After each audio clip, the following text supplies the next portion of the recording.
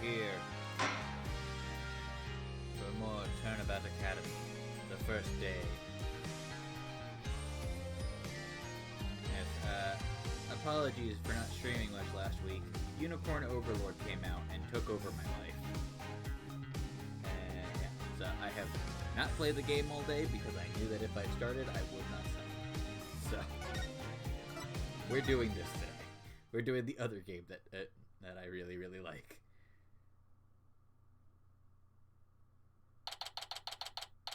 October 25th, 9:47 a.m. District Court, Defendant Lobby, number 3.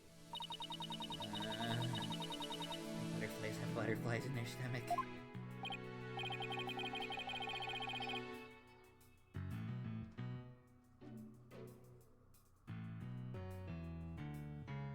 So, what's it like to have your very own case for the first time? I hasn't raced this fast since I ran a full marathon last year. Jeez. That's impressive. That is 26.82 miles. That is not an easy feat. If it keeps up, you might get a lawyer's high. You know, like a runner's high. Relax. Everyone's nervous the first time. So my fears weren't unfounded. After all, today's prosecutor is so terribly brutal, and willing to use any means necessary to win a conviction. Is that the end justifies the means concept again? Now that it has come to this, we have no choice but to fight fire with fire. The ends justify the means. Wish he'd stop saying that. That's your method, Professor. I'm going to defend Juniper my own way. But Miss Sykes, just yesterday you told me. As a lawyer, what is it that you treasure beyond all else? It's an easy one, Professor. Seeking justice for my clients. If this trial proceeds in the same manner and ends in the same way as the mock trial, would you not lose everything you've worked so hard to gain? No. I'll just have to make sure that doesn't happen, won't I? Aren't you a stubborn one? Well, I suppose you'll have to learn of your own inefficiency the hard way.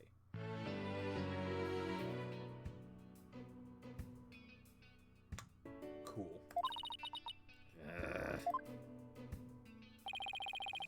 Forgive me, Professor Means. You just leave it at that. Oh dear, please forgive me. It's just, I wish to protect Juniper by any means I can.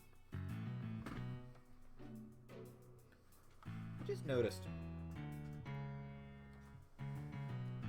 What good do those glasses on his nose do? What benefit do those glasses offer him? Like, huh. Anyways. I do too, but... Now, if you'll excuse me. Thanks to him, I'm feeling even more pressure than before. Let it get to it, Zena. Don't forget to keep smiling. I'll be fine. And I haven't forgotten what Mr. Wright said. The worst times are when lawyers have to force their biggest smiles. Trial's about to begin. I'll show you to the courtroom, if you please. Apollo, I'm counting on you to support Athena. Yeah. Apollo, I'm counting on you to support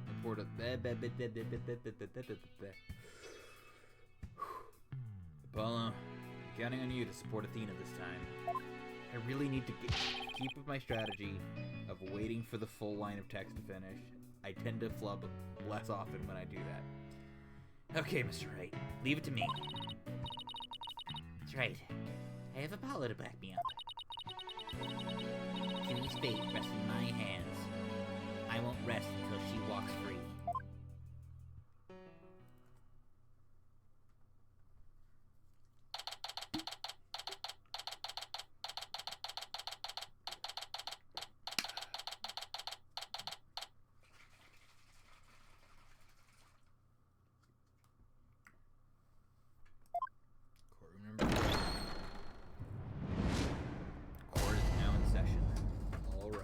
like this. I like this kind of start to every court's a good day. Court is now in session for the trial of Trilogy. Dean of Strikes, the defense team leader is ready, Your Honor. That didn't sound very convincing. You sure you're okay? I'll be fine. Your boldness.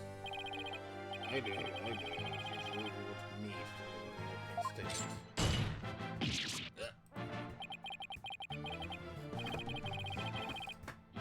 This case is crystal clear. I see no need to explicate it any further. Now, summon the witness.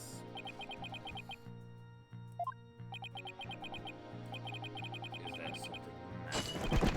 Please do share your boldness. Whatever gave you that idea? Bailiff, please call our first witness. Now we don't even get an opening statement. Detective Fulbright. He and Prosecutor Blackwell have become quite the team. I'm just going to actually very quickly up the sensitivity. I've got too many quiet voices. And lower that a little bit, because I heard in a VOD while dealing with a faulty copyright claim that my audio, was at least when talking as Blackwell, came in way too quiet compared to the game. So I'm going to try that, see if upping my mic sensitivity while lowering the game audio helps balance it out a little bit. Oh, right. The case brief. Leave it to me. Yes, let the detective in charge, everyone's favorite friend of justice, explain. What was that just now? It's like he and Blackwell are totally in sync. I don't think they're capable of mind melding, if that's what you're thinking. All right, Detective Fulbright, would you please explain the case to the court?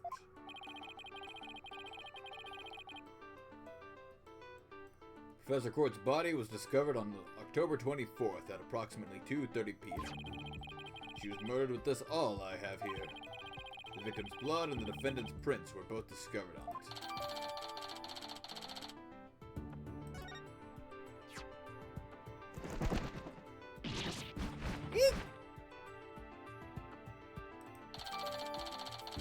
Court's autopsy added to the court record. That bird can deliver evidence too. Blackwell's trained him well. Maybe Blackwell could train it to not mess up people's hair while he's at it. Moving right along. The body was discovered on the outdoor stage, although no blood was found there. However, we detected traces of a massive amount of blood in the third floor art room.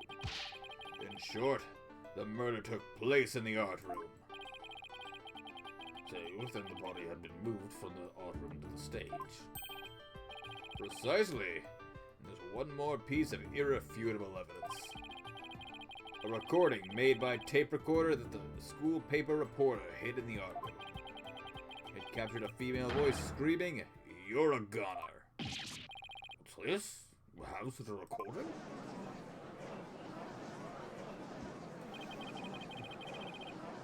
Must be from that tape recorder Miriam mentioned. Why is this the first we've heard of a death threat at the moment of the murder? Shh! Silence, please. I would like to play the tape for you now.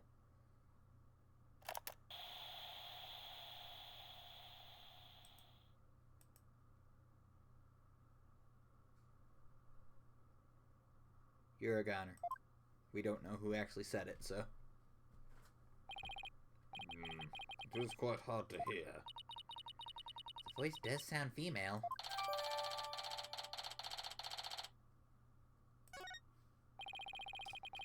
The noise and low volume of the voice have made a voice print analysis all but impossible. But you haven't identified the voices belonging to the defendant. Not so fast, after all. voice print analysis isn't everything.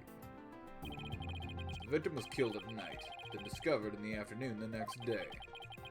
The question is, when was the body moved? Oh, I know. It could have been moved in the middle of the night when no one was around. Sorry, but no. The campus was full of students that morning, however, no one reported seeing a body. That means the body was moved sometime before the mock trial when all the students and faculty were gathered in the lecture hall, and the rest of the campus was empty. It was during this time Hugh O'Connor, one of the mock trial participants, found the body. The prosecution heard about Hugh seeing the body. Wait a minute. If all the students and faculty were gathered in the lecture hall, then there wouldn't have been anyone who could have moved the body. Have no fear, for there is always an exception. An exception? The 3 mock trial participants were standing by in... The 3 mock trial participants were standing by in individual dressing rooms. They were the only ones who had free access to the deserted campus before the mock trial. What? That would mean... What would that mean? Those 3 students were the only ones who could have moved the body. In justice we trust. I don't like where this is headed, Athena. Me neither. And by those 3 I mean Hugh O'Connor, Robin Newman, and Juniper Woods. I knew it. He's Detective Fulbright. Don't say what I think you're about to say. In justice we trust. I take it everyone understands now. The voice believed to be that of the murderer was female.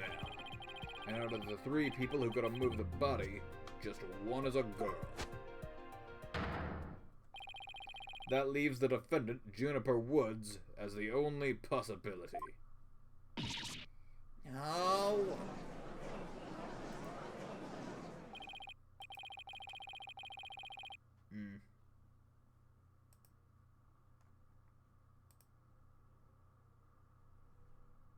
That's, less than ideal, I would say.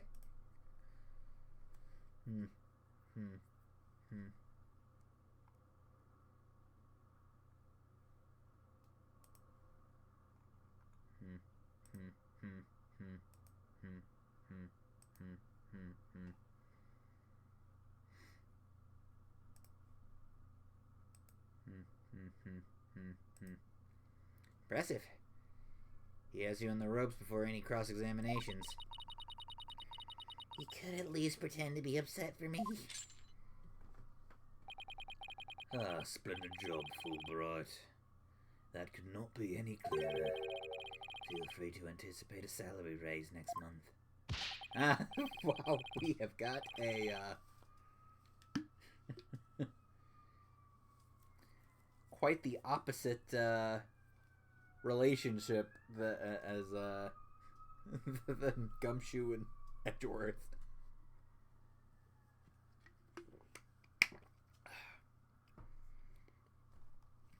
I don't do this for the money. It's all about justice.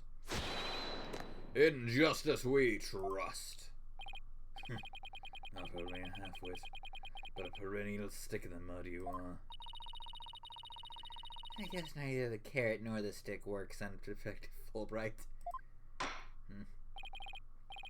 Now, bailiff, please bring our next witness to the stand.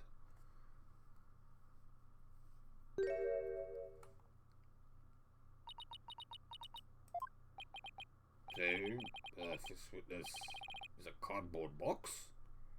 Snake! Snake! Snake!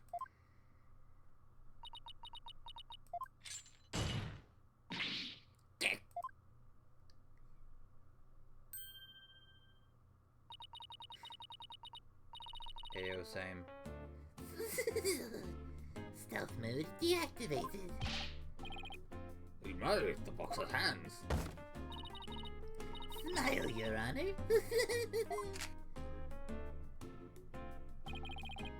The seconds? I just had my picture taken. Miriam Scuttlebutt, senior at the Legal Academy. I'm a reporter on the judge course. Juniper's been a bad girl. I'll tell you all about her crimes. Might I ask whether you could come out of that box? How will I get any more scoops if I blow my cover? So the answer is no. After all, covert action is an undercover reporter's bread and butter. But testimony from a faceless witness is highly irregular. You have a man with a bird of prey sitting on his shoulder. You have cross-examined a parrot.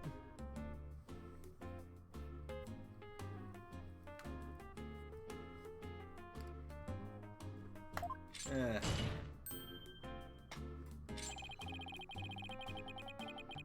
former ninja, I'm not the clinks at exposing those who work in the shadows.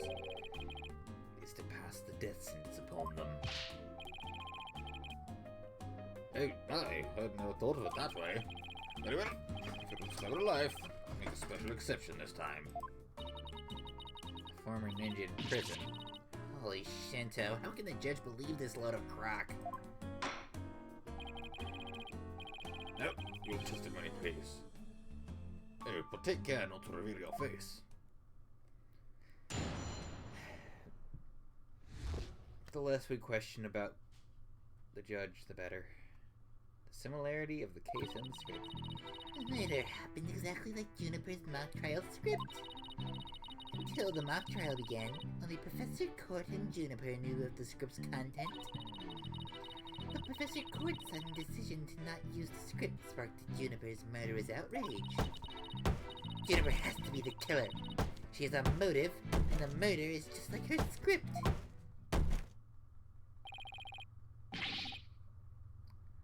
I can't tell if that box is extremely tough or far too malleable. The murder is just like a script? Could such a thing be true? Compare her script with the murder case and crime scene photos. Then you'll see. This is so simple. Even an ape posing as a decrepit old judge could understand. Only the victim and the defendant were privy to the script. Ergo, the defendant is the killer. Furthermore, in the art room where the crime supposedly occurred, this witness's script, along with an envelope on which "use" was written, were found. This proves that the accused's script had been rejected the day before the mock trial. She pressed the victim to use her script. An argument ensued, and then the fatal stabbing. That makes perfect sense. What now? Prosecutor I almost said Gavin. Prosecutor Blackwell has all his ducks lined up in a row. He's really on a roll now. It's like a pit bull once it sinks its teeth into you. Yeah, this definitely came out,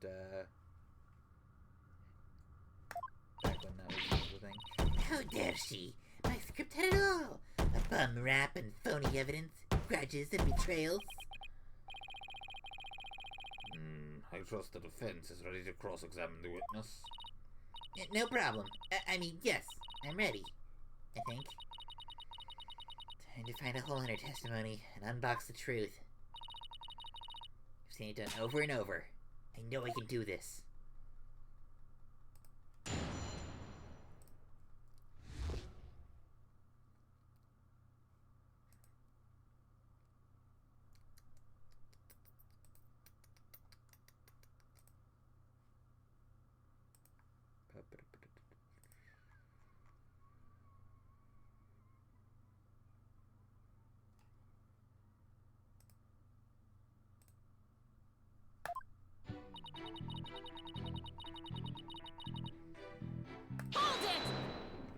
See a whole lot of I don't see a whole lot of discrepancy in what she's saying yet. There must be some places where the script in this case diverge. Don't sweat the details. That kind of stress will give you wrinkles. Objection! I'm I'm not worried. My skin is fair as silk. Objection! Indeed, you are quite fair. Fairly desperate. Objection! Taco's laughing with him. That's funny. That's cute. What did you just say? Black will really turn that one around on you. Whose side are you on? Hurry up and think of a clever comeback. Oh, easy there, Athena. Now you listen to me. The two cases do indeed have their differences. For one, the stage hadn't been erected in the mock trial script. And in the actual case, there were signs indicating the victim's wrist had been bound. Such differences pale in comparison to the host of similarities. In any event, replicating the crime without knowledge of the script is an impossibility. So I won't be passing this off as a coincidence. What a total burn. Try again, why don't you, pawn of woods?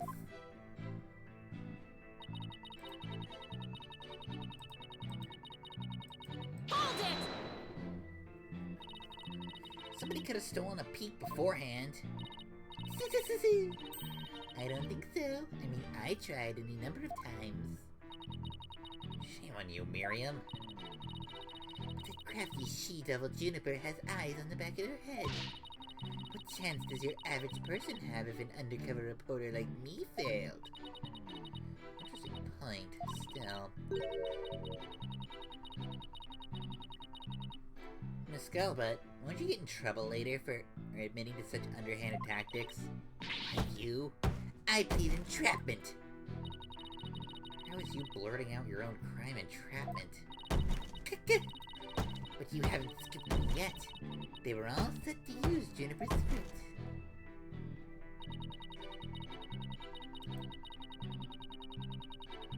Hold it! How do you know Professor Court wasn't going to use her script? Then the art room where the heinous crime took place, an envelope marked use and Miriam's scuttlebutt script were found. Evidently, the script that was going to be used belonged to the girl in the box over there. It's only natural that my script would be accepted and hers rejected. I introduced all sorts of brand new concepts, including bribery and fake evidence. It was a cutting-edge script portraying a courtroom battle in the dark age of the law. I can't help but feel Professor Court went out of her way to not use it. But Juniper, she used some devious, underhanded tactics to get her script chosen. That's why her script, not my masterpiece, was used in the mock trial. How's that for an explanation?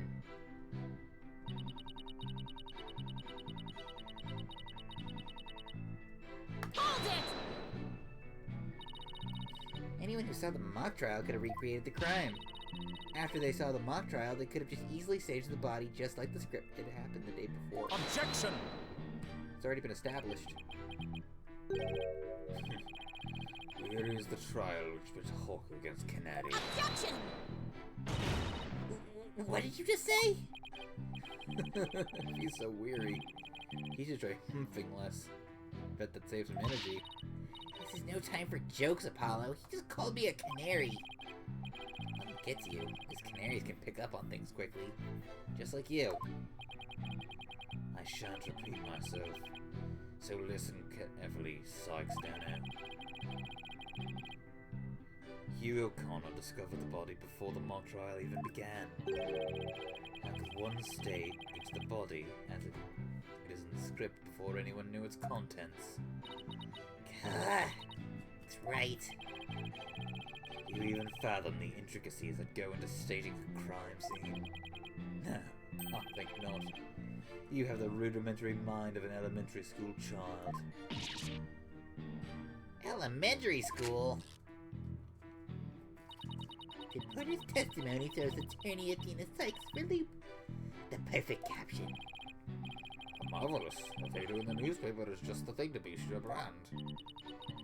A the school paper? Seriously? I believe you've pressed the witness more than enough, Miss Sykes. Now, do you see how clear-cut my case is? Take it now, and in that fair, desperate mind of yours. Etch it deep, so that you may never forget. No! No! Even my argument get thrown back in my face. It wasn't supposed to be like this. What am I gonna do? Athena? You should have just about all the answers you've been looking for now. Huh? Think about it this way. If the killer knew the details of the mock trial, would they really commit the crime in the exact same way? I don't follow. Try to place yourself in the killer's shoes. I bet you'll discover an inconsistency if you do. Ah, I get it. Thanks, Apollo. Miss Scuttlebutt, just so we're clear, you're claiming that the killer intentionally made the crime scene look as it was in the script, and that is beyond a shadow of a doubt, not a coincidence. Is that correct? No, duh. After all, it's just more evidence of the Juniper's evil she-devil ways. Objection!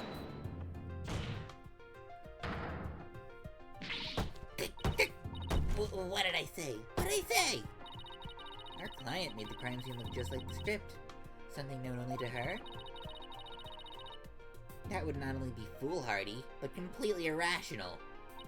What do you mean? Yes, Miss Sykes. Please tell us the... Yes, Miss Sykes. Please tell the court what you mean by irrational.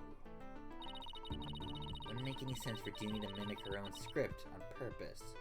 Because it would...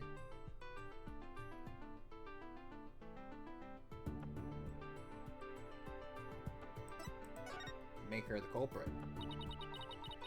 The murder scene was the same way as it was in the mock trial script. And that in and of itself is irrational. What's wrong with them being the same? Yes, Miss Sykes. You have to explain what you mean. Let's say for argument's sake that Miss Woods is the killer. If so, what reason would she have to intentionally make the actual murder mimic her own script? That's easy.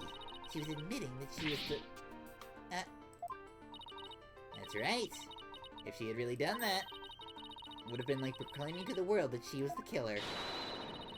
So what we actually have here is evidence of someone trying to frame our client. The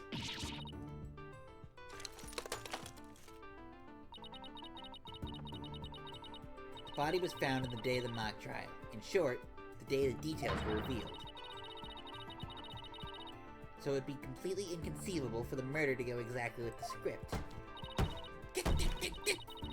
Don't let it go to your head just yet. Objection!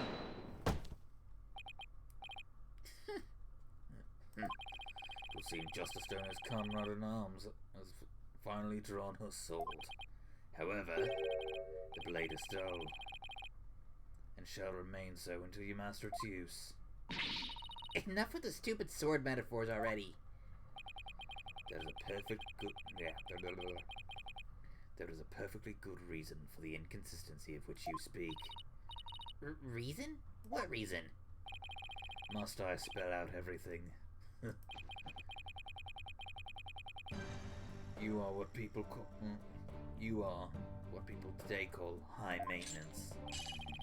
The accused had intended to stop the mock trial, and in that event, Mary's soul would have been wiser to the similarities of the case and script. Objection!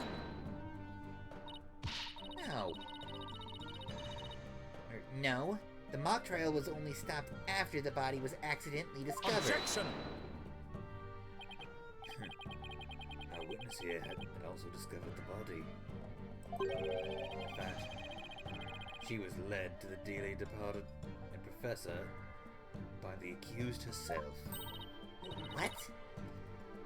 Miss Scuttlebutt saw the body too? Precisely. With the discovery of the body, the mock trial ought to have been Should there be two L's and cancelled? Wait, so you didn't call the police? Nope, I kept it a secret. You are a horrible person. You can't do that! I made her pay long and hard penance for her sin. Did I not, my little box top? Compared to the work of a war correspondent, the sheer terror of that was... Yeah! Jeez. I wonder what the twisted samurai did to her. Block off all the holes in your box. And spin her like a top while Detective Fulbright cackled in the light. Sounds more like nauseating than scary. Enough jabbering, witness. No, enough jabbering. Witness, continue your testimony. Sure, Mr. Samurai. I'm ready to finish off that she-devil.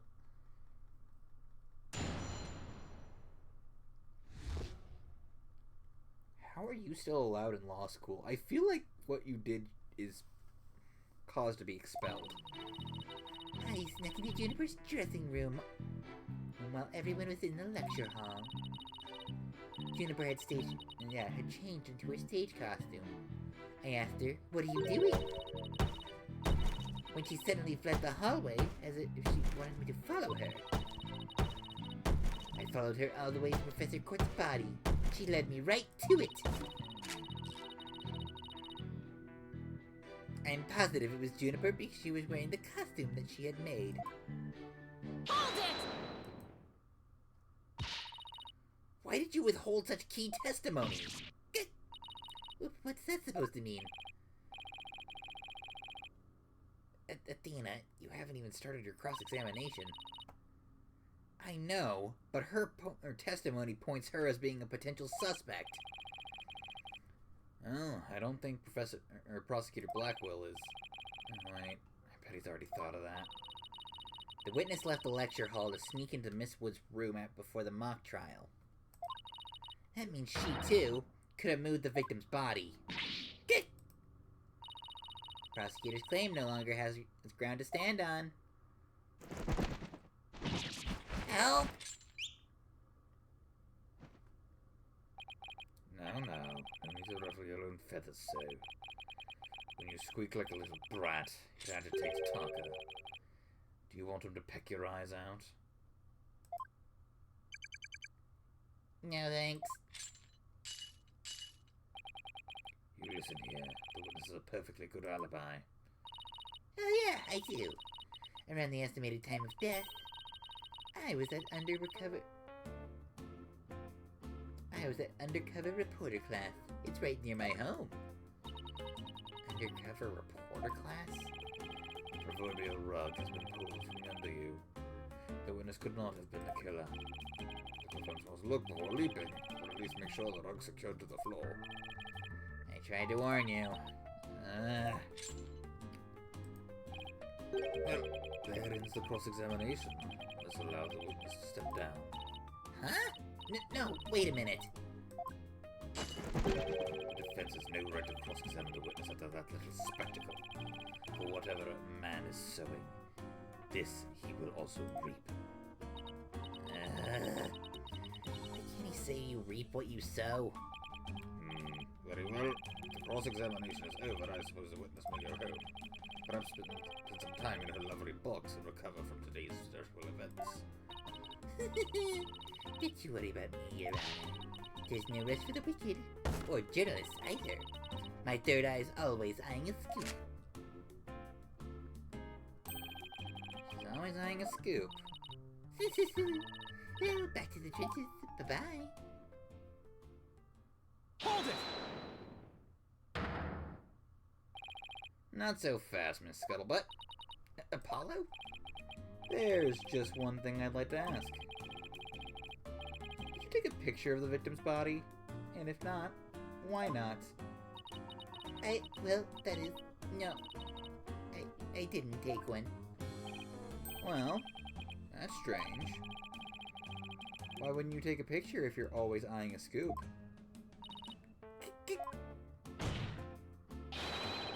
Did you, or didn't you really see the victim's body? there. It's not like I, actually saw it, but... What the devil? Did you hear that, Your Honor? The witness didn't actually see the body. That completely overturns the prosecution's claim that the witness was led to it. Justice Dono, you dare bear steel at me again. Nice try, Boy Wonder. So what if I didn't see the body? The fact remains that Juniper led me there.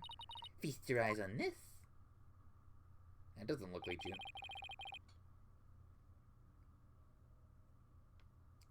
We're about to Steel Samurai this again.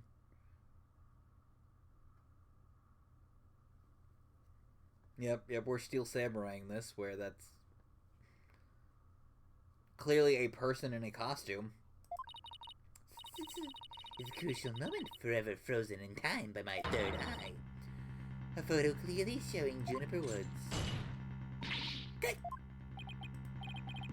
Why did you not tell me of this? It's a shocking scoop I was saving for just the right moment. And that would be right now, right here in court. Surprise!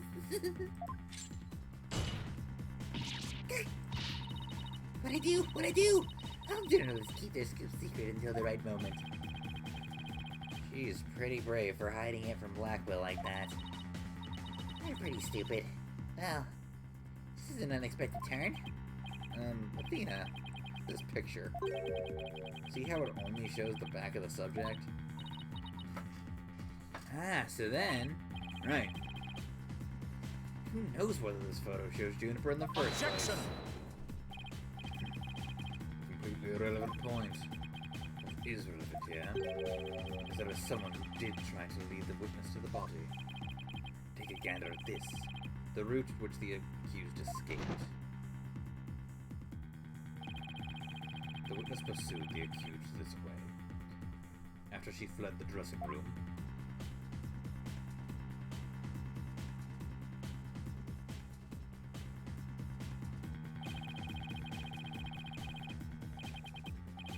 the accused descended to the first floor and exited to the quad.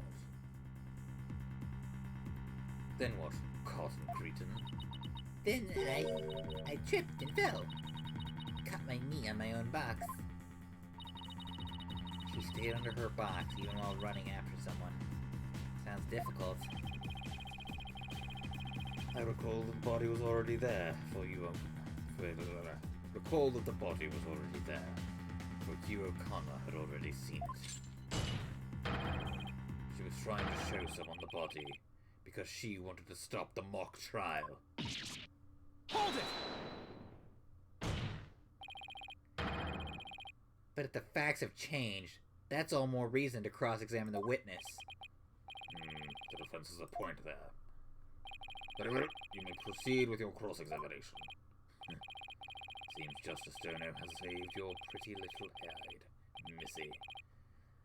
For now, at least. Guess I pulled that one off somehow. Thanks, Apollo. You're a lifesaver. Incidentally, my compliments to the witness for a very fine box. It's primo cardboard. Leveling selected it from among many. Tell another lie or hide another fact from me, and I shall put it to the torch. Please, anything but that. I think it will be more eco-friendly to recycle it, but that's just me. Alright, Miss Sykes, you may cross-examine the witness. Shout out to the judge. He's a real one. Got a saw. Alrighty.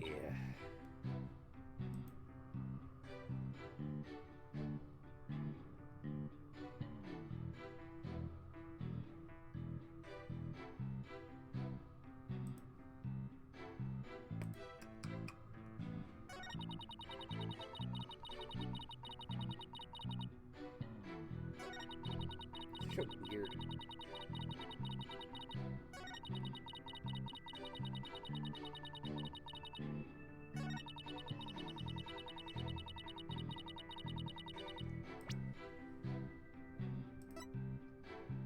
wait. That's a pretty...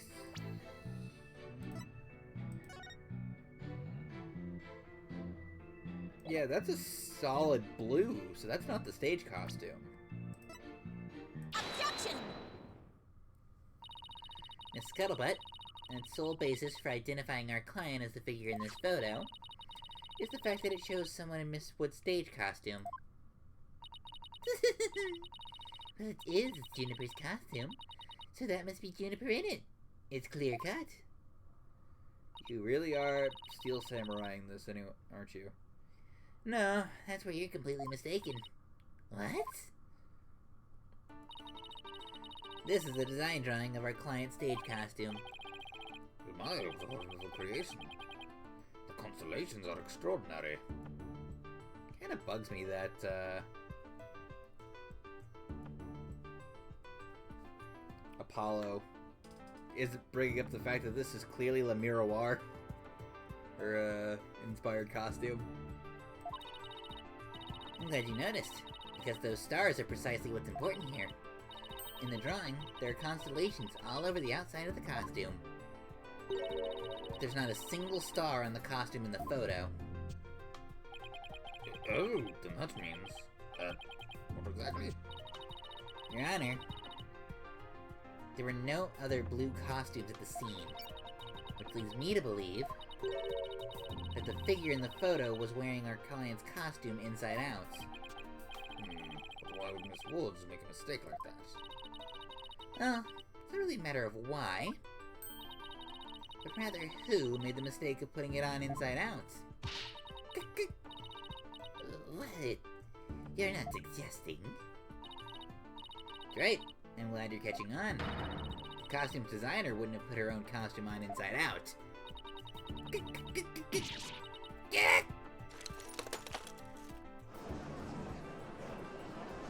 Protractors. Sorry, Miss Scuttlebutt, but doesn't believing you had a scoop when you didn't make... Yeah. Sorry, Miss Scuttlebutt, but doesn't believing you had a scoop when you really didn't make you a failure as a reporter? Failure? As a reporter?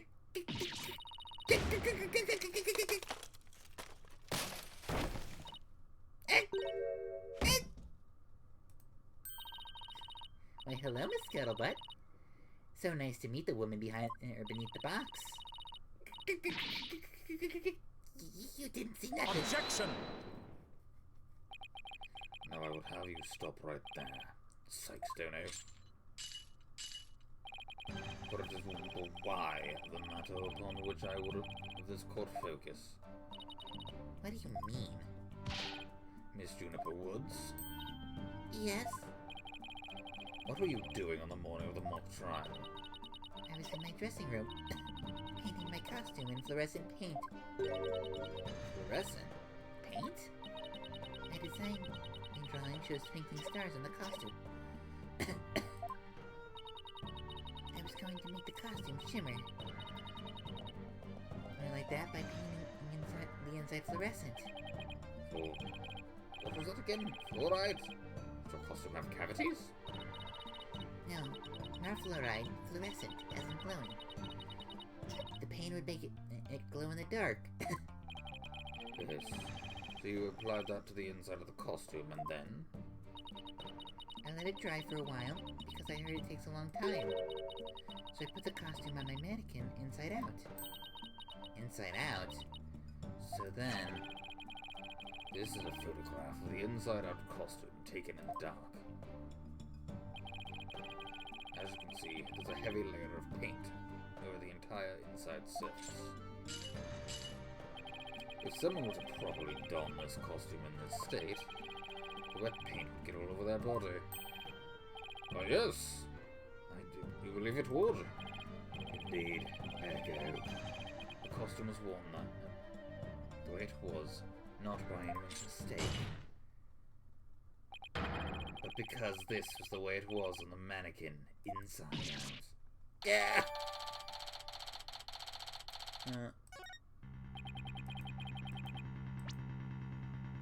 Look at that photo. There's, like, looks like thumbprints.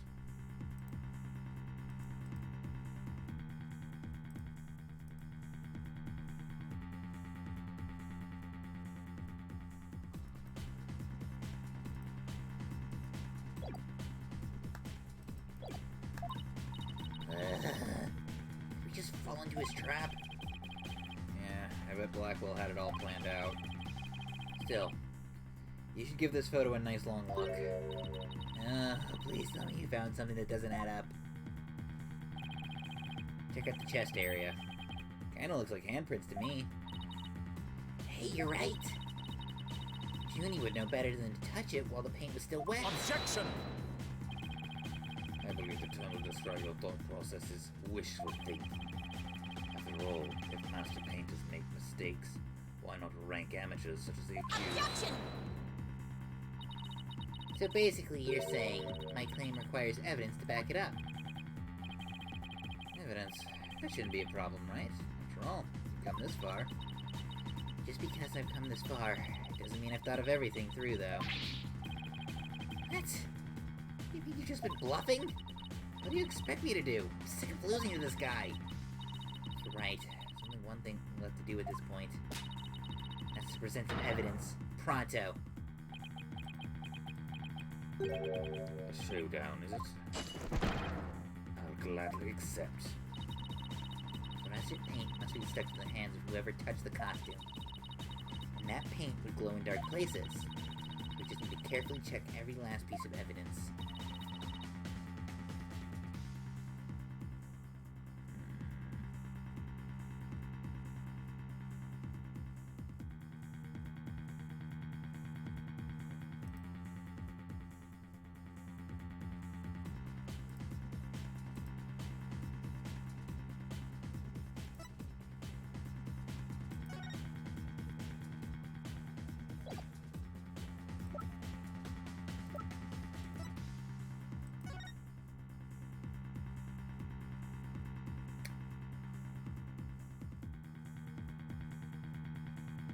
Oh!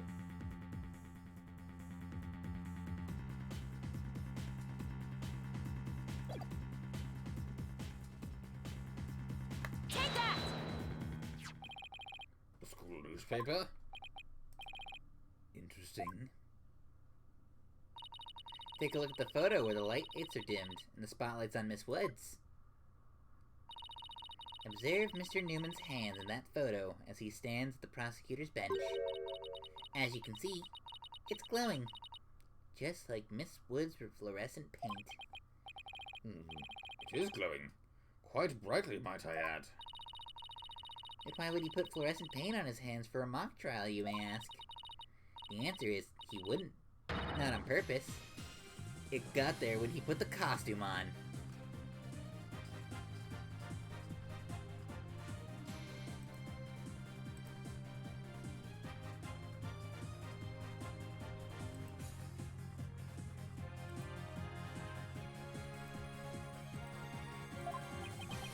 Oh, that means...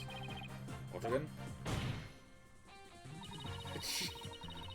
Oh, the timing with that slap was perfect. It means you're photographed in the costume was not our client, Juniper Woods.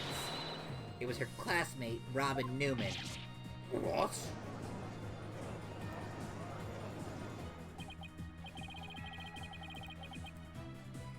I think you were actually able to prove that. Well, you never know what's gonna happen next. That's the thrill of the courtroom. So then... Does that mean that Robin is our man? Well, certainly how it looks. Very well. Robin Newman it is. He is here in the gallery, I trust. Show yourself. I challenge you to a duel.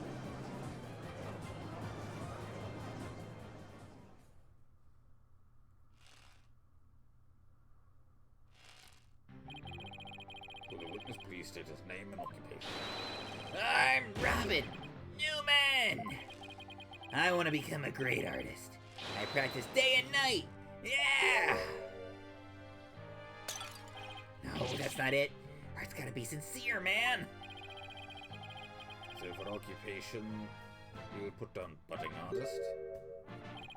No! Demis Legal Academy, Senior, Prosecutor course! This brace is proof of my masculinity. I've been training to be a prosecutor for 18 years!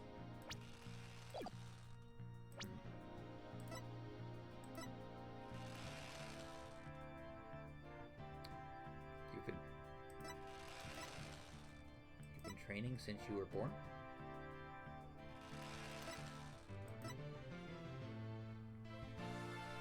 You're only 18. You've been training for that long?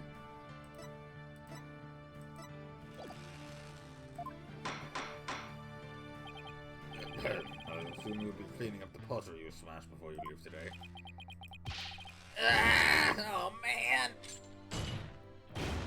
Ah! Ah! Seems the witness has finally settled down.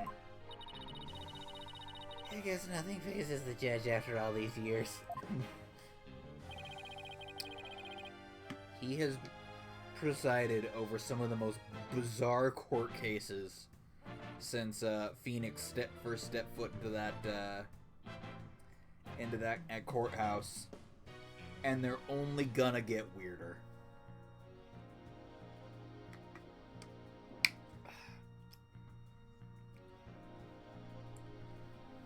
Proceed with your testimony, Mr. Newman.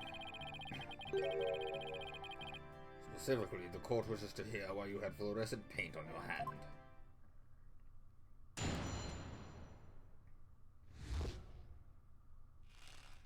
Why I went to see Juniper in her dressing room, but she wasn't there.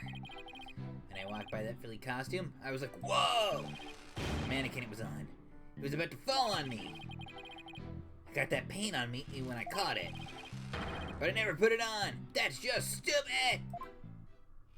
Hold it! Your Honor, I recommend a short therapy session for our witness. Ah. Well, Mr. Newman does seem particularly agitated, but... No! Not again. What's his problem? Since the moment Ramen took the stand, the discord in his heart. You think he might be hiding something? Probably. You ready, Mr. Newman? Let's see what the mood matrix can do for you.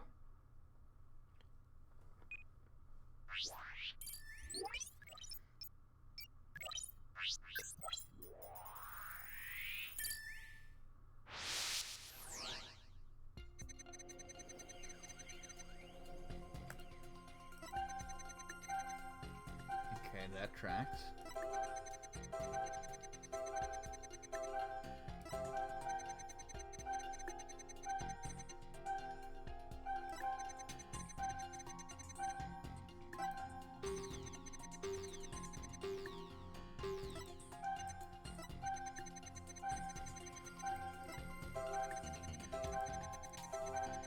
Let's try. Got it! When you mentioned the stage costume, that's a sudden powerful feeling of joy. Would you care to explain, Mr. Newman? Wait, what? Why would such a frilly scarf thing and a long skirt make me feel like that? I don't know, but you seem awfully interested in that costume for some reason. You didn't happen to put it on, did you? Like I'd be into that kind of thing? I'm a dude, and I'm into braces! You don't think Robin's actually got a thing for Juniper's outfit, do you? Oh, come on, isn't it obvious? You're enjoying this a bit too much, Athena. No way, man! The mannequin came falling toward me, so I stuck my hands out to stop it. End of story. That's a new piece of information. Time to run an update.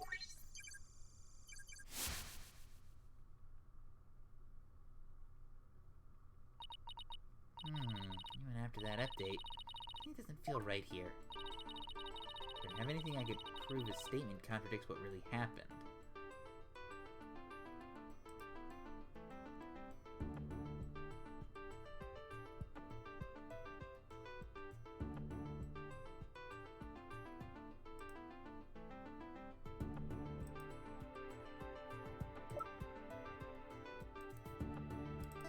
say that because it's kind of hard to see in that, but yeah, you can't see what I'm doing because, yeah, this is kind of hard. But those are thumb prints, not pinky prints. So. Take that! You said the mannequin came falling towards you, so you stuck your hands out to stop it? So then the fingers of your hands would have been pointing outwards like this. But that's not what the handprints show.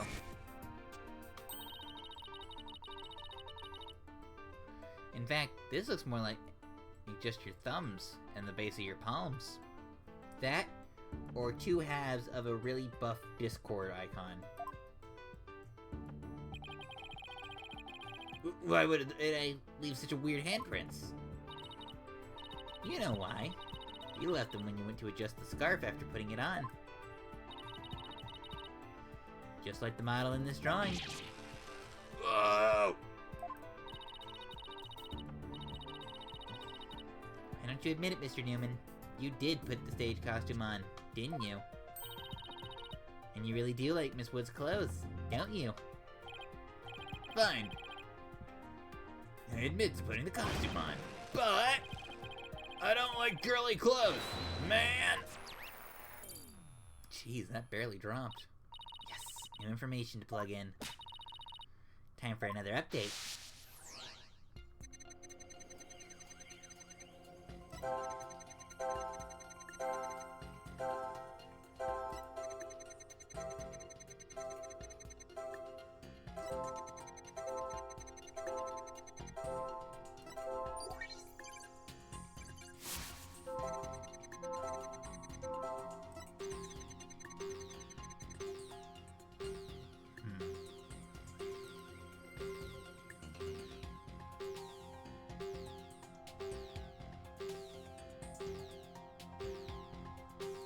There's some weird sadness.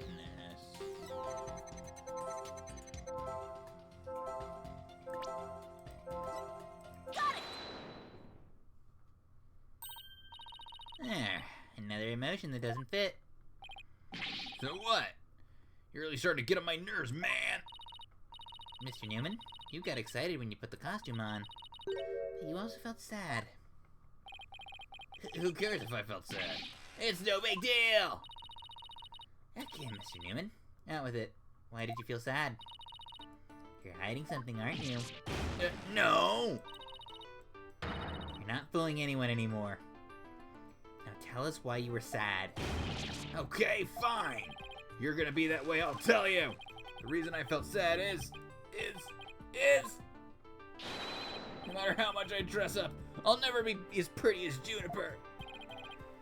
Well, no offense, but his habit of shouting at the top of his lungs doesn't exactly help. No, that's not it. Totally own those girly clothes. I should have been and totally pretty. But there's something that keeps me getting in my way. Jeez Louise, I was kind of hoping Robin was going to be next trial. This is going to be rough on my voice. That's a whole lot of anger and raw emotion right there. His heart's crying out in pain. His emotions are out of control. Out of control emotions. We saw those during the Ninetales Veil incident. All we have to do is find the source of his uncontrollable anger, right? Right. Help me look for a conflict between his statements and the images we see. We can find that, we can wrestle him away from whatever is tormenting him.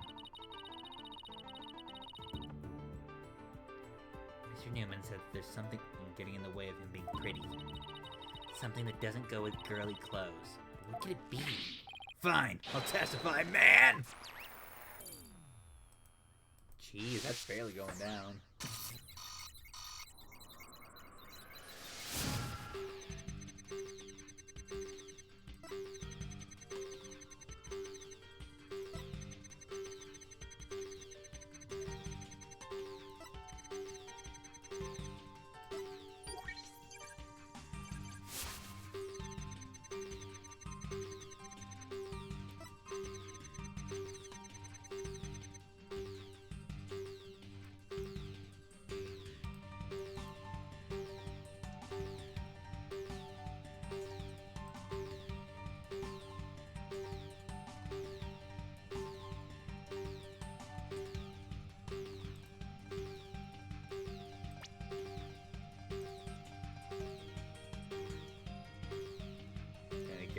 brace. Got it! Mr. Newman, you feel a great deal of anger towards your brace, don't you? Is that what you feel is holding you back from being as pretty as you think you should be? Huh? What? Mr. Newman, the truth is, you really want to take that brace off, don't you? No way, man! This is a symbol of masculinity! I can never take it off! Is it that you can't take it off? Or that you don't want to take it off? Oh, man! Should have kept my big mouth shut! This is really weird. He exhibits intense anger toward his brace, which he calls a symbol of masculinity. But he can't take it off, not even when he's trying to look pretty. What could be at the root of this complicated relationship with his brace? I have a feeling we're on the verge of uncovering an earth-shattering secret. Athena, you okay? Seems Robin is still hiding a secret. A big one. Bigger than the fact that he's secretly jealous of Juniper's looks? Yes, at least I think so. No, it can't be. I just thought of something, but it's totally insane. Mr. Newman? What? I'm onto your little secret, and if I'm correct, it's not very little at all. It's huge. It sounds completely insane, but it's the only possibility left. You're a lady! Really puts the man in new man, am I right? But no seriousness, yeah, she's a girl. Mr. Newman, or should I say Miss Newman, you are, and always have been, a girl. What? Have you lost the plot, Athena? No, I'm completely serious. I don't have any direct evidence. But that's what Robin's heart is shouting out loud and clear. Hold it! I still think you've totally lost it. I mean, Robin reeks of testosterone. How could he possibly be a she?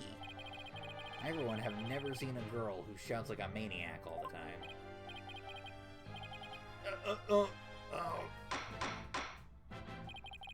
I've seen plenty of witnesses in my day. If he's a she, then this is the most convincing actress I've ever encountered. Therefore, let me pronounce my verdict. Robert Newman is without question a man.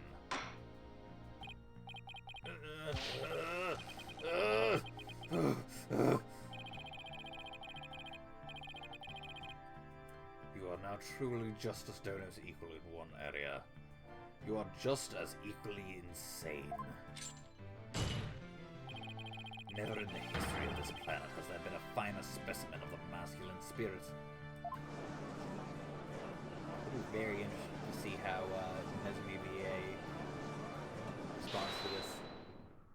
Behold it. I'm gonna assume it's...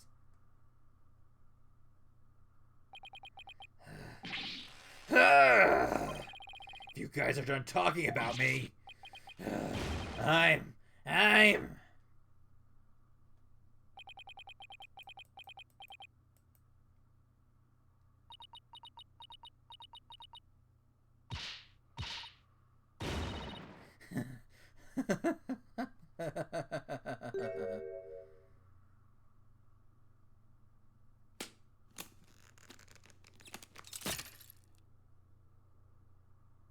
here goes the brace.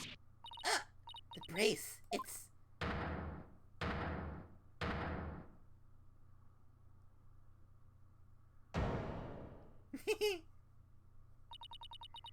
Miss Sykes? No. Allow me to call you Athena. I want to keep this secret at all costs, but... I wanted to keep this secret at all costs, but no. No way! Ugh. Surely this must have been some kind of jest. Nope, it's for real. I'm a girl, body and soul. If you don't believe me, I'll give you a P-E-E-K. Ah. As if. What an amazing transformation. Well, all the discord is gone. The image is now complete.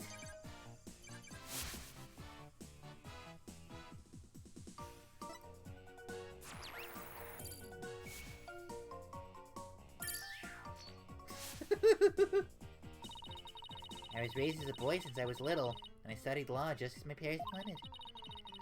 Now, this living lie has had me pinned to the ground, and it's... Ah! It's been blown to smithereens by you, Athena! Now I can stop pretending. I want to be a... I can stop pretending I want to be a prosecutor. I'm gonna be an artist! Yay!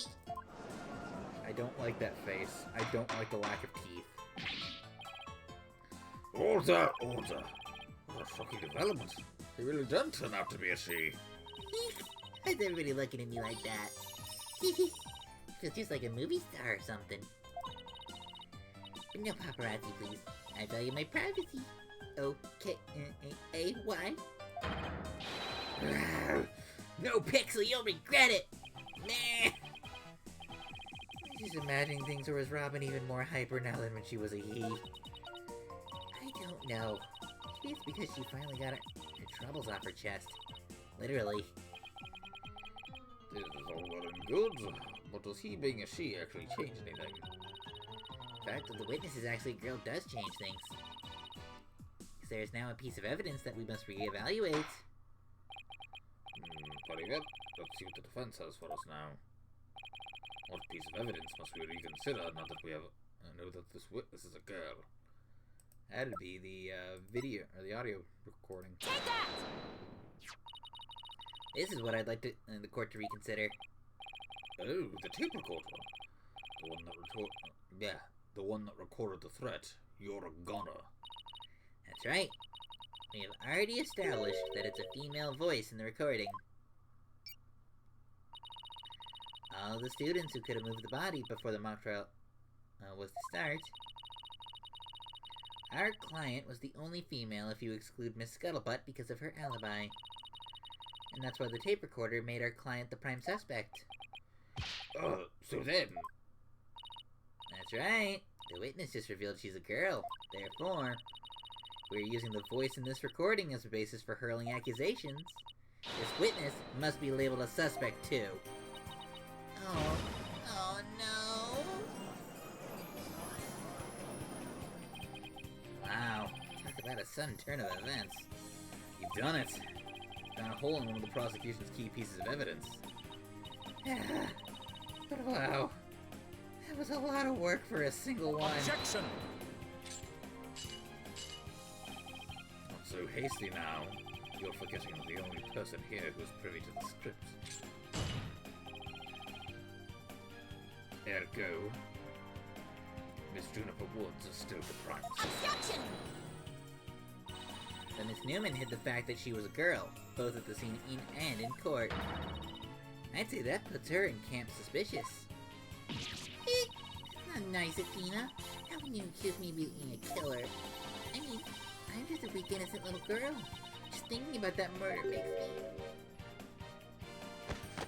Objection! Suspicious as suspicious does. Undoubtedly, the witness does have some connection to this crime. Perhaps our newfound lady is merely feigning ignorance.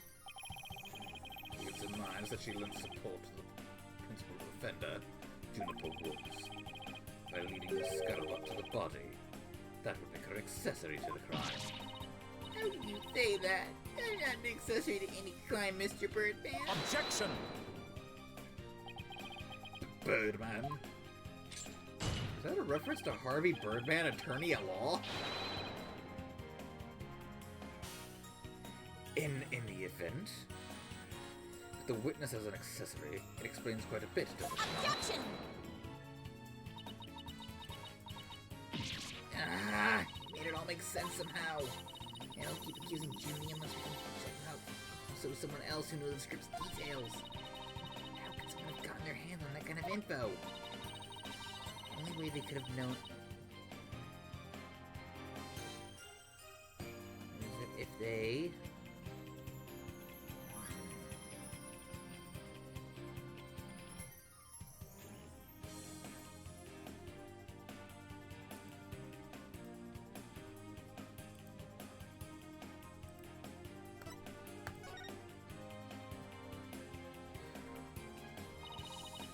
sorry, Junie, but you're not gonna like this. Our client may have leaked the script's details to someone. What the devil? And I know I shouldn't have, but I revised the script to favor the prosecution. But Professor Cord noticed immediately and changed it back. Miss Woods did not want Hugh O'Connor to win the mock trial. That's why I believe she leaked the details. So the witness, Robin Newman. I get it. If Robin won, Hugh wouldn't be able to confess to Juniper. That's right. Junie was probably trying to keep their friendship from becoming awkward. How could you, Dina? What a bunch of bull! I never heard a word about the script from Juniper. Never, ever. Where did you keep pulling that pottery from? Objection! You sure? Can you look at me in the eye and swear you didn't? B.A.D. Athena, you don't have any evidence! Holy howdy, they are.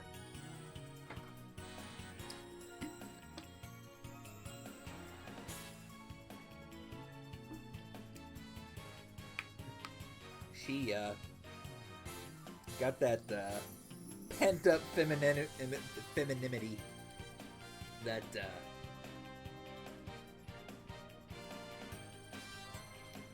just can't put a stop to. Actually, we might have just the thing. Really? Yeah, one of Robin's lines I read when we were reenacting the mock trial. Is a shot of the crime scene. Ironically, it was Professor Court who poses as the corpse. Her forehead. How did the mock trial participants react to this photo?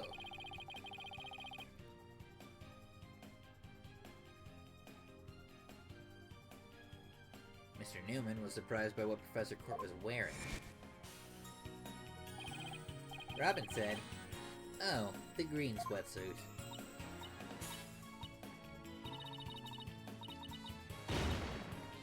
F-H-U-R-E. I might have said that, but... So what? It's easier on my voice, but it only being occasional screaming. Oh, think of it this way, Athena. Yeah. Which way exactly? If I told you what I'd be wearing... If I told you I'd be wearing a blue suit today, but then showed up wearing what I've got on now, what would you say? Oh, the red suit? I think I've got it. Your Honor, we have evidence proving that Miss Newman knew the contents of the script. The defense moves to present said evidence to the court. Very well, Miss Sykes. Present away.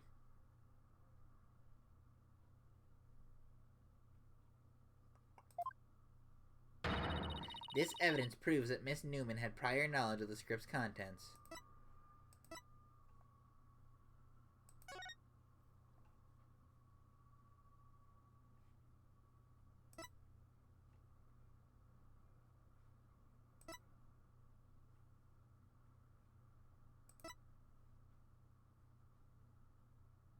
Oh, victim's outfit will be a red one in the prompt. Take that! The mock trial script. Yes, Miss Newman, during the mock trial, you were shown a photo of the victim's body. And reportedly, you reacted by saying, "Oh, the green sweatsuit." Oh, yes, I said that. What's your point? You seem to have some issue with the green sweatsuit. And I think I know why. The proof is in the script, specifically on Things to Prepare page. Sweatsuit. Victim's outfit will be a red one from the prosecutor's course.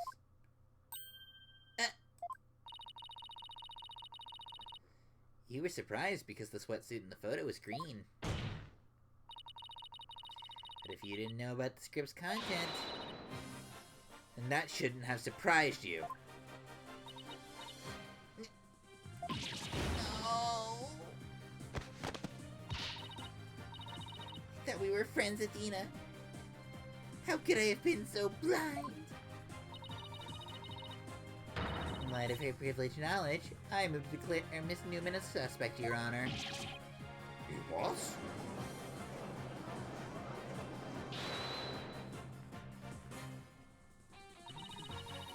If knowing the script's details makes me a suspect, then there must be some others besides me.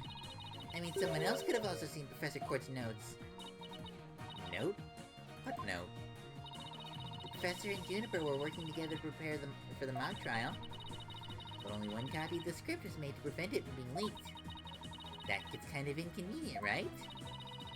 You're not seriously going to suggest... but it's true! The Professor Court did exactly what you're thinking.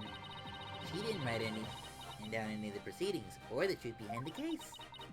But she did write a note to herself about props and details about the victim's PODY.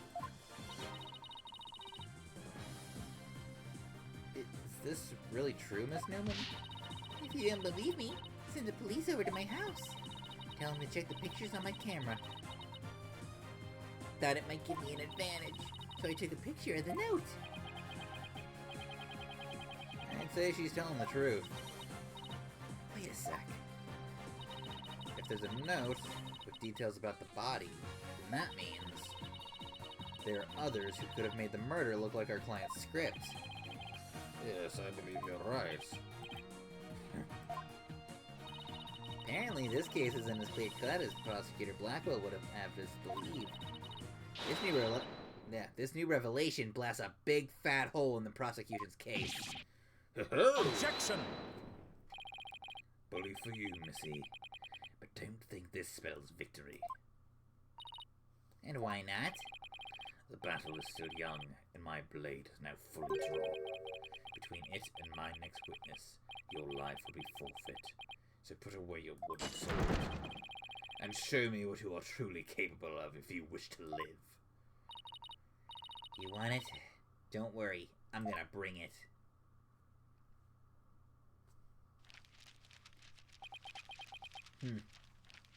Zen and the Art of Mastering the Bar exam. What does it say? Civil law, corporate law, and criminal law. Okay.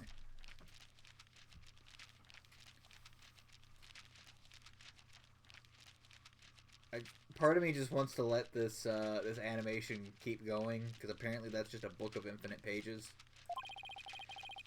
I already said I want nothing to do with this trial. How juvenile. It's not a matter of what you want, for you will cooperate, Hugh O'Connor. Prosecutor Blackwell, why have you called this witness? You will recall the day before the mock trial. In short, the day of the murder. The accused testified that she left for home around 6 p.m. Yes, my notes do confirm that fact. Right. Our client wasn't at school at the estimated time of death, so she could... Objection! But that was but a felicitous lie. Or am I mistaken, goated boy? I have no intention of saying anything more. Now, if you'll excuse me... Hold. I'm not through with you yet. Seems the rogue prosecutor has it out for me. Leave, and we just might discuss you know what. No, wait. One little statement and Mr. Cool loses it. What's that all about? I changed my mind. I'll stay and testify. Are you sure, Mr. O'Connor? The word of a genius is as good as gold. Let's get on with this. Hugh O'Connor, a senior at Themis Legal Academy lawyer course. How's that? Just fine. Or just when you're done, if you please. You're up against the top of the class now. I'd be careful if I were you. I know Junie would never lie like that. That pompous schoolboy wouldn't know what hit him. Or won't know what hit him. Bah!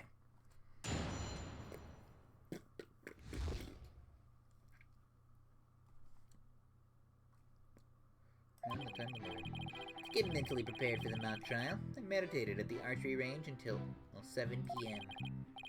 At around 7:15, At around 7:15, I went to the main building before going home. That's when I saw Juniper. We didn't say much as we passed each other. She seemed her usual self. That's it. Anything else you'd like to ask?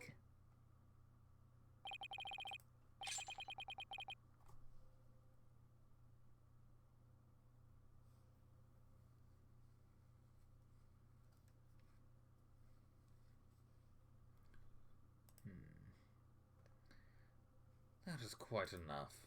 Well done, golden boy. The final bell rings at 7 p.m., at which point the campus is a desolate place. Now, if you recall the tape recorder, we know the time of the voice recording. It was 7:10 p.m., the day before the mock trial. That was the dark hour of this heinous crime. Do you have any proof of that?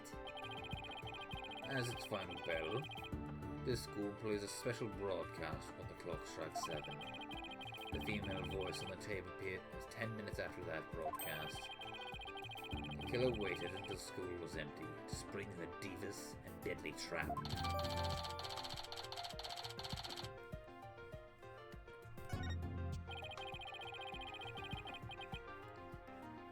So, when the witness saw the defendant, that would have been... Indeed. Just 5 minutes after the voice was captured on the tape in the art room. Ergo, we know that the accused was still in the main building, even after the killing.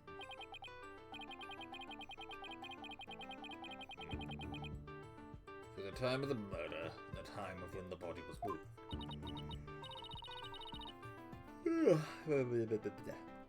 Great. Another inconvenient testimony. Testimonies are nothing but inconvenient, and Athena, the faster you learn that, the less stressful they will be.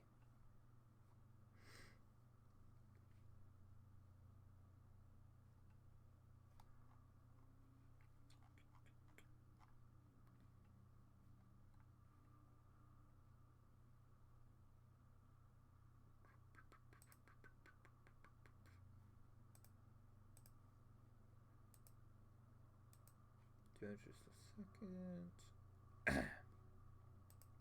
First, I need to take a quick moment to just not talk in any voices other than my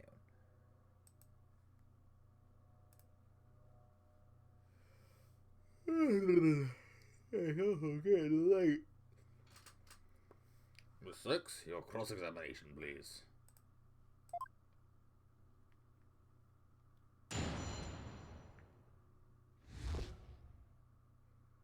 Around the time of the murder. Let's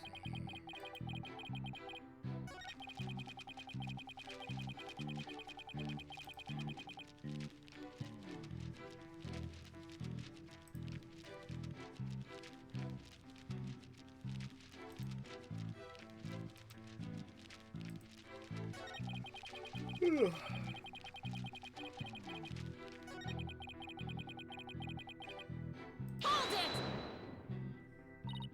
Alright, I'll take you up on your kind offer. I expected as much. Go ahead, ask away. Mr. Connor, what I want to ask you is... Say... Please tell the court what you were doing on October 23rd, the day before the mock trial. Huh, that's an easy one. Nothing in particular. Nothing at all? You didn't help with the preparations? You don't get it, do you? I was merely playing the role assigned to me. I left the preparations and light to others. My job was to be mentally prepared.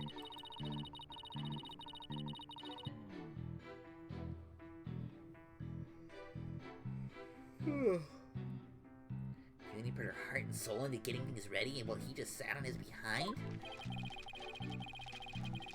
Just to reiterate, I spent most of the 23rd meditating at the archery range. I didn't talk to anyone until school closed at 7 p.m. This was a few archery club members did come and go while I was there. But you didn't talk to anyone? Not a single soul?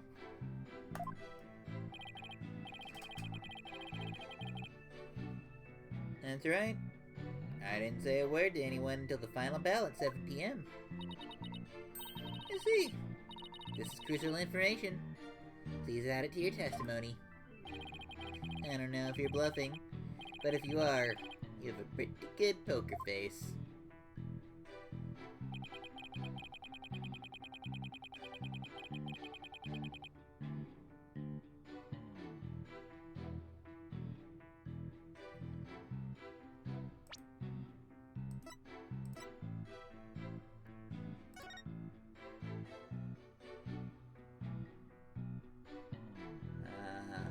Uh-huh.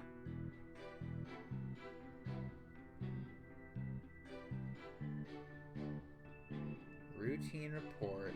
Need to speak with Hugh O'Connor. And 23rd, meet with Hugh about that report yesterday. Important.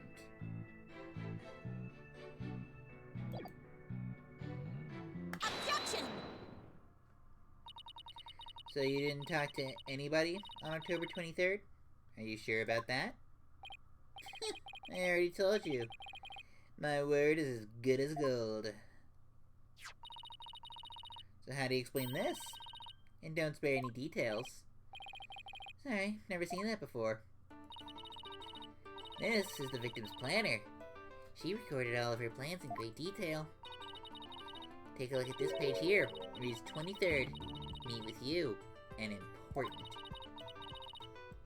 You don't find that interesting? What? Where'd you get that? The key word here is important.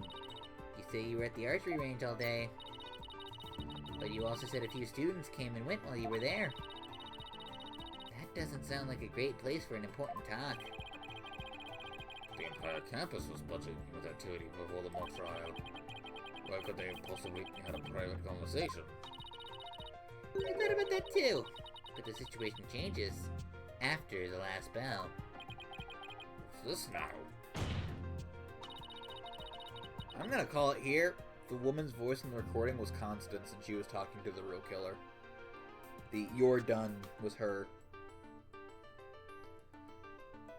The witness stayed after the last bell in order to have a private talk with the victim. Am I right, Mr. O'Connor? Objection! This is insane. Must we go through this yet again? I suppose you also have no evidence, as usual? No, I don't have any direct evidence. However, the witness was meditating until after the last bell, and he attempted to conceal his private meeting with the victim. First Robin, now me. Who are you going to accuse next? You're just another unscrupulous attorney looking to get ahead. Let him get to you. He's definitely hiding something. I mean, he was supposed to meet with the victim around her estimated time of death. I had my suspicions about Robin, but Hugh seems just as guilty. These three are the only possible suspects after all. Mr. O'Connor, answer me this. Did you meet with Professor Court that day?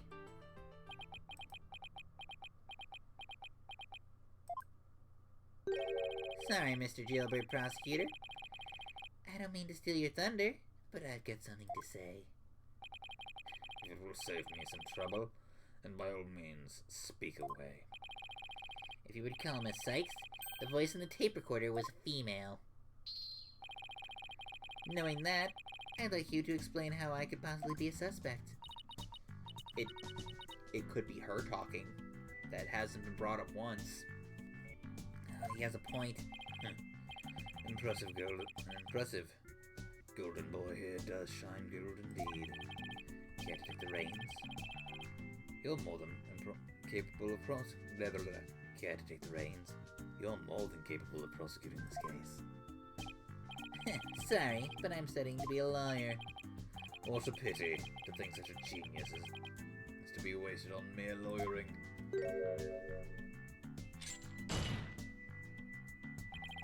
At last, your moment is here, Sykes-Stoner.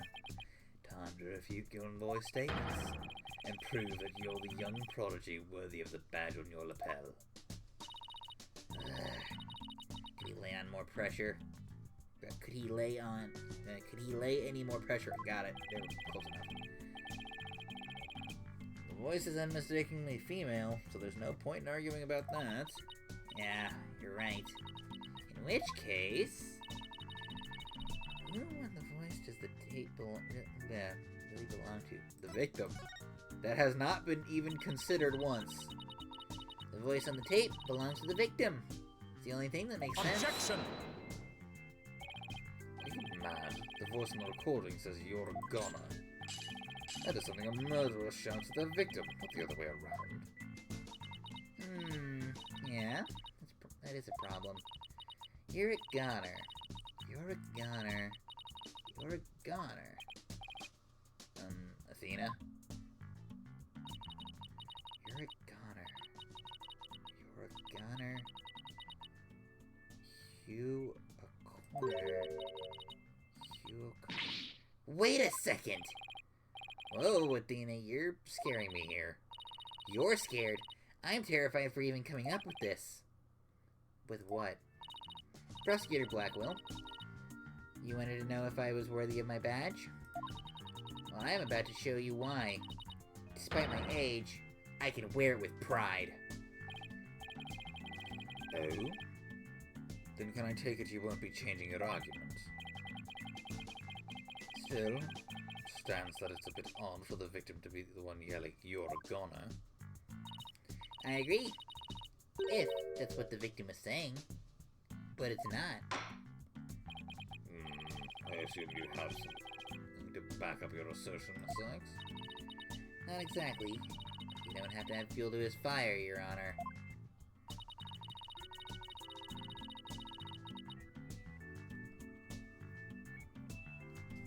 If it is indeed Professor Court's voice on the tape, then she was shouting because she was, I'm gonna say, scolding. Yep. I would like to call one basic fact into question. Is that shout on the tape really saying you're a goner? What are you up to now, Athena? Professor Court's planner said she was supposed to meet up with the witness for an important talk. Perhaps our witness, despite being a genius, had done something wrong. And this made Professor Court get angry with him during their private meeting. I don't see how this changes what we heard on the tape. Well, if you want to see how it changes things, let's try a little experiment. Your Honor, I want you to yell at the witness as if you're mad at him. But, and this is important, use his full name. Okay, let's see. Hugh O'Connor! Why did I deserve that? Yes, like that. Now try again, faster. Hugh O'Connor! Hugh O'Connor? Hugh O'Connor? Hugh O'Connor. Wait a second. No. This can't be. Objection!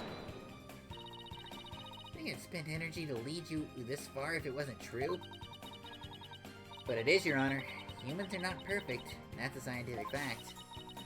We sometimes make mistakes, we sometimes mistake shadows for monsters, or wind for voices. Now that you mention this. Do this, Athena. Just give the old guy one more little push. The sound on the tape recorder was never the phrase, "You're a goner." That's only what we thought we heard, when in fact, it was the witness getting yelled at. The court will note that this is different from the selective hearing men are so good at. I think you're right, but what was that last part again? Listen, just because it's true doesn't mean you gotta call me out like that. Never mind. The important thing is that the voice was recorded and isn't our client's. And since the victim was scolding the witness, he must now join the list of suspects. Objection! I had thought that a testimony would suffice. It seems it has come to this. I will not allow such fallacious quibbles to append this case. The prosecution has one final piece of evidence to present to the court. Evidence? What's he gonna pull out now? Feast your eyes on this photo. And let me see what incident look and let me see that incident look vanish from within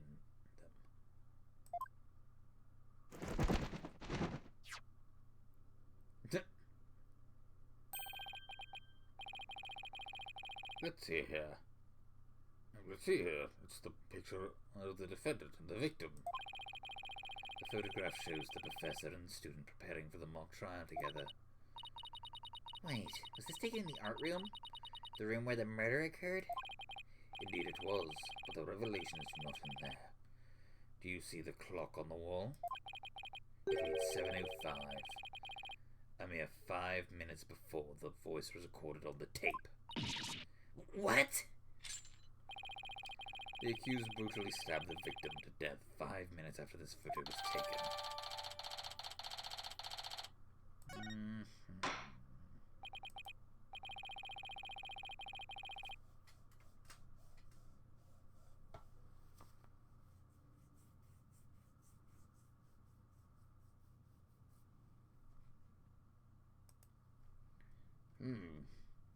Seems the defendant's culpability in this crime is quite obvious. Junie was with Professor Court just 5 minutes before she was murdered. What now? Nothing I can say can change that fact. Understand now. You can believe your client all you wish.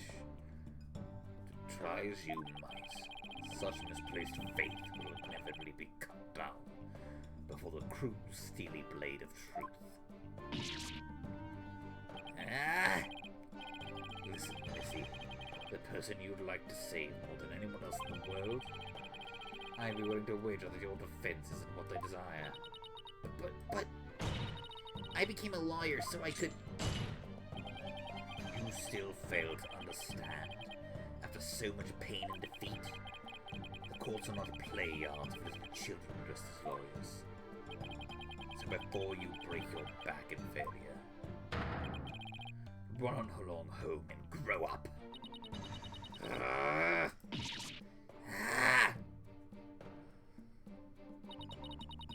thinks I'm giving up now.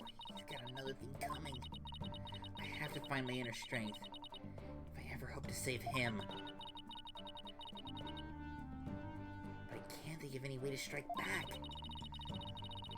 The worst times are when lawyers have to force their biggest smiles. It's impossible. How could I smile under these circumstances even if I forced it? This is badder than bad. Who knew Black will have that one waiting in the wings? Why didn't that Twisted Samurai just present it at the beginning? Wait, maybe this was his real plan. Was he just trying to show me how weak and powerless I am? He's right. Because I really haven't got a clue. Who's the real killer? Who murdered Professor Constance Court? Robin Newman. A girl who'd been forced to live a lie as a guy? Or was it Hugh O'Connor, the honor student, who had met with Professor Court? There seems to be little reason to debate the defendant's guilt any longer. The time for a verdict has come. Oh.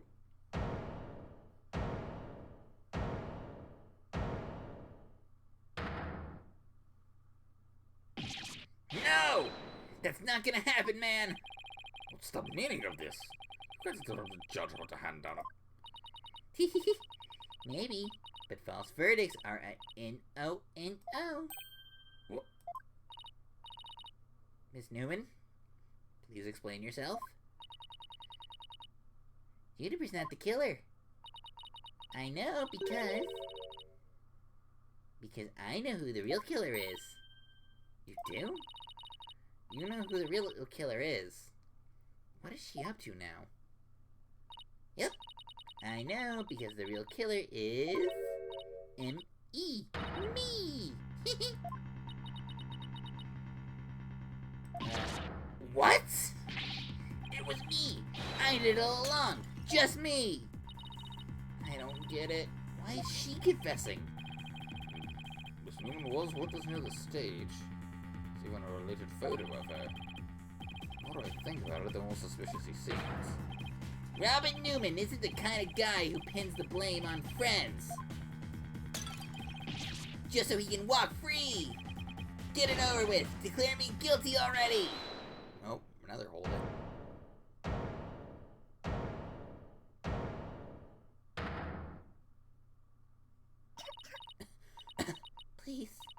Wait. Juniper? What are you doing now? What are you doing? Thank you for all you've done, Dina. But you'll have to forgive me. I can't let my friends take the blame for any longer. Junie, no. Don't do it! You and Robin have done nothing wrong. They have absolutely no connection to this case. The real killer is me. I'm alone and responsible for the entire crime. What? Objection! Junie, you know that's not true. Hurry up and retract your statement. I'm afraid it is true. Forgive me, Dina.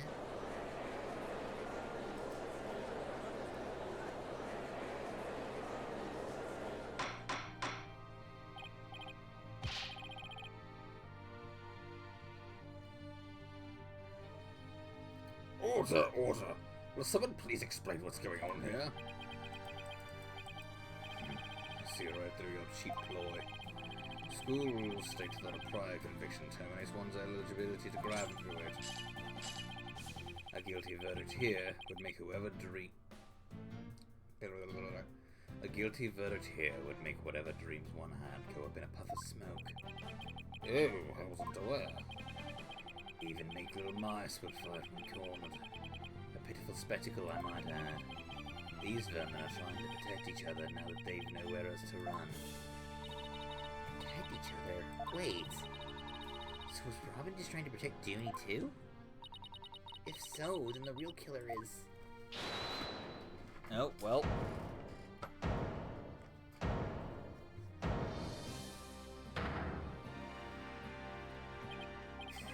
This whole thing's a joke. Oh, now it's Hugh's turn. What? What is wrong with kids these days? I know what just crossed your mind, Miss Sykes. You think I'm the killer, don't you? Ah, he really is a genius, even if he even knows what you're thinking. It's about time I told you the truth. I'll even get right to the point. It was me. I did it. Wait. What? I don't think you have a long enough bow, just saying. Both potential suspects are claiming to be the real killer. Why, I am so confused right now. If you still have any doubts, how about I detail my murder plot? It's absolute genius. Enough of this nonsense. This is a court of law, not some high school drama. I see I have no choice. I'm afraid I'll have to. Oi, wait your boldness. I'm sorry, Prosecutor Blackwell. I'm in no position to hand down a verdict just yet. I am hoping that defense and prosecution can come up with an airtight evidence. I am hoping that the defense and prosecution can come up with some airtight evidence. That is why I am giving you both the rest of the day to continue investigating this case. Pinch me. I think I'm dreaming. Fine. Do as you wish. This brings today's proceeding to a close. Court is adjourned. Holy cow!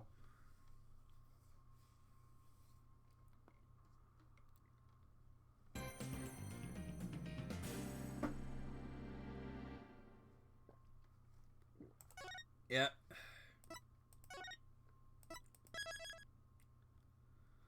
Holy crap.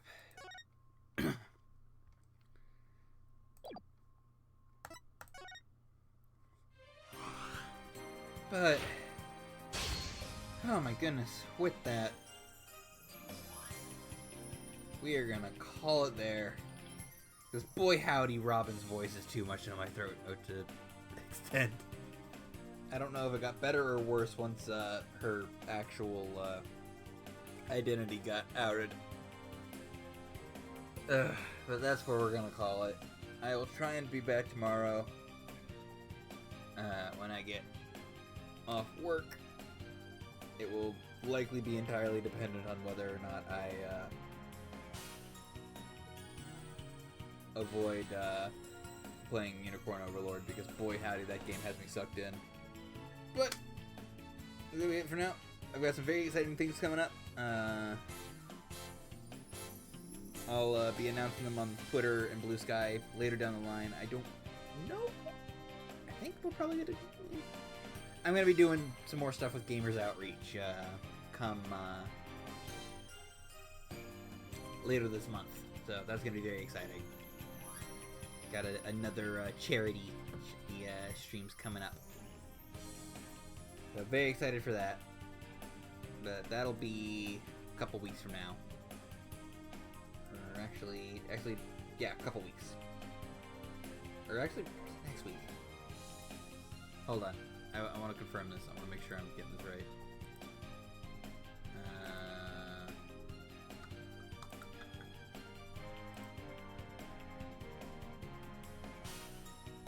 Let me just make sure I have this correct. I don't want to get the information wrong.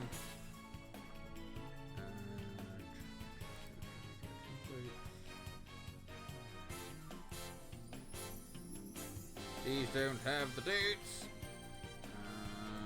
Twitter messages. See what Josh sent me.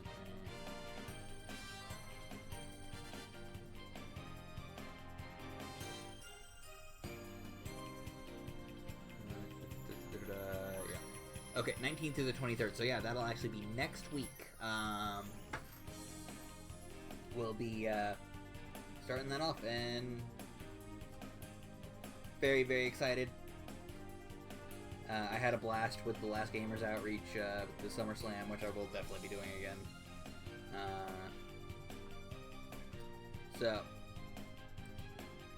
But for now, we are going to call it here, and I need to,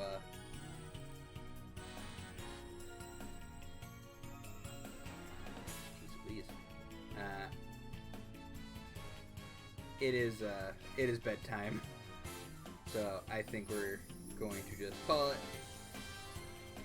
and I will see you guys hopefully tomorrow, but if not, at a later date. You guys have a good night, and goodbye.